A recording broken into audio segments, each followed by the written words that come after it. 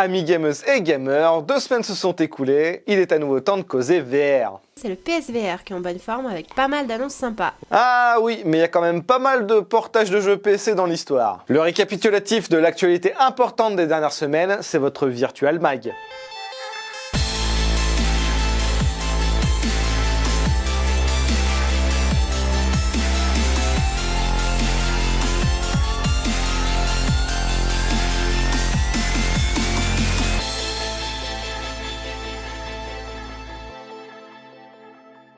On commencera par Shadow Legends, qui est prévu pour janvier 2020 sur le PSVR. Développé et édité par Vitruvius VR, Shadow Legends est un action RPG où vous incarnez un chevalier qui devra affronter des morts vivants dans un monde rempli d'interactions, où la résolution d'énigmes et la récolte d'items seront vos meilleurs alliés contre les forces du mal. Et pour la mouture PSVR, il y aura des améliorations en tout genre, et surtout 2 nouveaux niveaux pour apporter une meilleure durée de vie générale. Vous retrouverez d'ailleurs mon test écrit en lien dans le descriptif de la vidéo. Mais c'est aussi Sacralis qui a été annoncé sur le PSVR. Celui-là, t'as pas fait de test écrit, je crois. Non, en effet, j'ai tendance à ne pas faire de tests et noter des jeux que je ne finis pas. Sacralis vous propose de vivre une aventure médiévale également, dans la peau d'un archer. Le titre avait eu un succès relatif sur PC parce que l'arc en VR, ça fonctionne plutôt bien, mais surtout parce qu'à sa sortie, il était quand même bien au-dessus de la moyenne visuellement. Il faudra donc combattre dans le jeu de multiples hordes d'ennemis et soigner vos alliés pour avancer. On peut d'ailleurs y jouer en coopération, ce qui est sans doute la meilleure façon de le faire. On passe vraiment son temps à tirer des flèches à tout va, et en solo ça finit juste par faire mal au bras. En tout cas, c'est ce que moi j'ai ressenti. La possibilité d'avoir divers types de flèches était quand même franchement sympa. On continuera avec Fuji, lui aussi annoncé PSVR, et dont vous pourrez également trouver mon test écrit en lien dans la description de la vidéo. Un jeu plutôt sympathique qui m'avait bien ambiancé, notamment grâce à sa prise en charge des index contrôleurs. Une voix originale et un parcours visuel et sonore plutôt intéressant, où vous devrez collecter des graines et faire pousser des plantes. Ah ça change un peu des rail shooters et des zombies. Oui.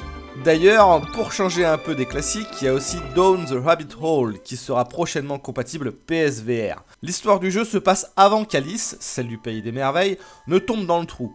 Vous incarnerez donc une autre fillette à qui il arrive un trip similaire. Le titre de Cortopia Studios semble relativement bien foutu. On espère qu'il y aura bien des traductions françaises vu qu'il y aura pas mal de dialogues, et il est prévu pour le premier trimestre 2020. On finira cette section PSVR avec Paper Beast, qui vient de dévoiler un peu plus de son gameplay. Son style graphique qui en met plein les mirettes en fait déjà un jeu peu commun en soi, et on a maintenant appris qu'au cours du jeu, vous devrez résoudre des énigmes. Les créatures aident le joueur à progresser dans l'aventure, mais de façon intuitive, avec une narration du jeu qui est en fait non verbale. Vivement qu'on puisse mettre la main sur celui-là. On change de registre avec un peu de techno, puisque Varjo a annoncé la mise à disposition de son nouveau casque XR1 Developer Edition. Ce casque qui combine VR et AR propose des affichages bioniques, avec un système de suivi oculaire intégré et des caméras de proximité. Le casque dispose d'un affichage donc bionique composé de plusieurs écrans. L'écran principal propose 1440 par 1600 par œil, ce qui n'est pas exceptionnel. Par contre, un micro-écran au centre offre lui une définition de 60 pixels par degré, c'est-à-dire une image quasiment aussi nette que la réalité pour l'œil. Les casques actuels offrent en moyenne entre 10 à 20 pixels par degré. Et ça coûte combien ce machin bionique? La modique somme de 10 000 $. Rien que ça? Ah c'est un casque pour développeurs et professionnels. Ça donne simplement un aperçu de ce que l'on aura dans quelques années. L'entreprise Qualcomm lance également le XR2 5G, un processeur très prometteur pour les casques AR VR autonomes comme l'Oculus Quest par exemple. Qualcomm affirme avoir multiplié par 2 les performances face à un processeur Snapdragon 835, celui de l'Oculus Quest actuel, apportant ainsi une bande passante vidéo 4 fois supérieure, une prise en charge de la résolution native 6 fois supérieure, taux de rafraîchissement d'affichage jusqu'à 120 Hz et il prendra en charge les espaces colorimétriques HDR.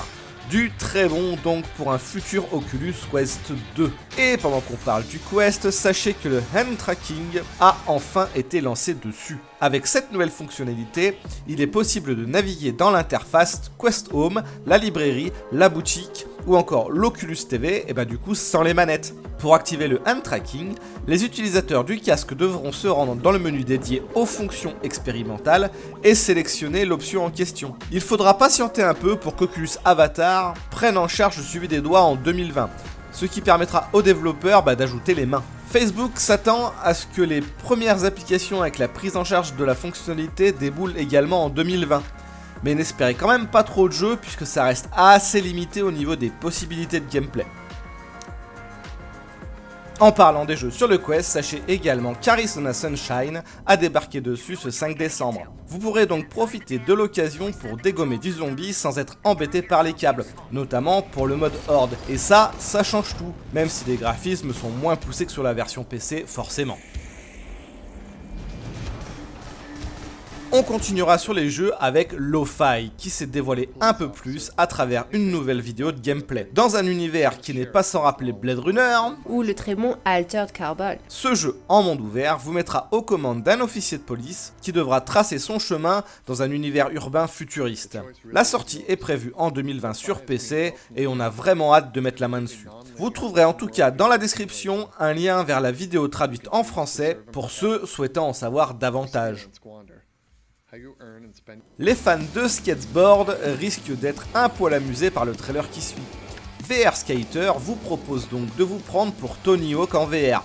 Enfin, en quelque sorte, puisqu'il faudra accélérer en gesticulant les bras. Ça a l'air amusant au premier abord, mais entre les accélérations et les sauts pour faire des figures, je me demande bien comment je vais pouvoir garder mon petit déjeuner dans l'estomac. Mais bon, pour ceux insensibles à la cinétose, pourquoi pas. Et on parlera également de Budget Cut 2, Mission Insolvency, qui s'est montré par une nouvelle bande-annonce. Ce jeu d'infiltration au pays des robots revient ce 12 décembre, avec au programme tout un tas de nouveaux gadgets, comme des lunettes à rayons X, des grenades, un arc et bien sûr des nouveaux ennemis. Vous pourrez également retrouver mon test écrit du premier épisode dans la description. Dernière sortie majeure en VR, c'est bien évidemment Boneworks, qui est enfin disponible depuis mardi. Au départ prévu comme un moteur physique permettant de gérer tout un tas d'interactions, il s'est peu à peu transformé en jeu, où vous pourrez tester de nouvelles sensations pour la somme de 24 € sur la plateforme Steam. Et pour l'instant, de ce que j'en ai fait, c'est franchement cool. Et c'est la fin de cette récap. Comme d'hab, si le format vous plaît, n'hésitez pas à partager, à liker, à activer la cloche, tout ça. Et je vous dis à très bientôt. Ciao, ciao!